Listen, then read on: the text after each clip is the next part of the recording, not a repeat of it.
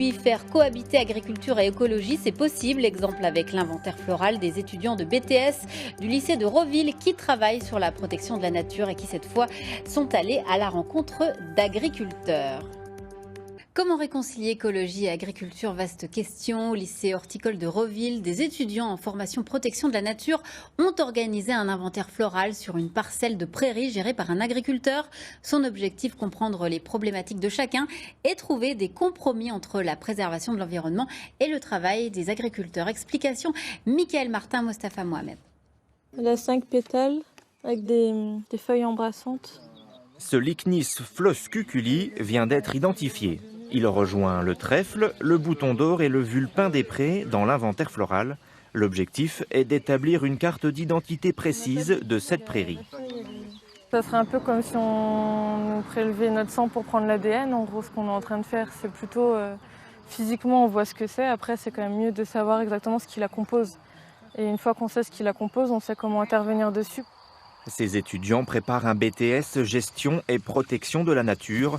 Ils travaillent rarement sur des milieux exploités par des agriculteurs et s'orientent généralement vers des métiers de préservation de l'environnement. Alors cet exercice est l'occasion pour eux de rencontrer d'autres acteurs du territoire. C'est pas un inventaire pour faire un inventaire, ça va être étudié, analysé, avec un contexte qu'il y a autour. C'est pour ça qu'on va interviewer l'agriculteur ensuite. Et avec tout ça, on va faire un dossier pour mieux comprendre la prairie. Les agriculteurs ont parfois un regard méfiant sur les défenseurs de l'environnement. Les étudiants pourraient découvrir une espèce remarquable dans la parcelle, synonyme de contrainte. Mais cet inventaire peut aussi aider l'agriculteur à s'adapter. Derrière, on pourra utiliser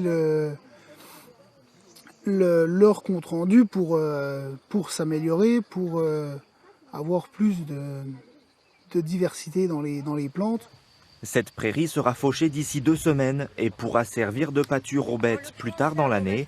C'est un écosystème qui a de nombreuses vertus. Il permet de produire du fourrage, d'héberger de petits êtres vivants, de fixer du carbone et de réguler le climat. L'heure est donc à la concertation.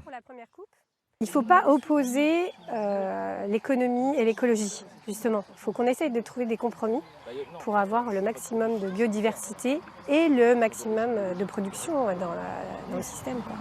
Les formations de protection de la nature ont le vent en poupe. C'est le signe d'une prise de conscience chez les étudiants.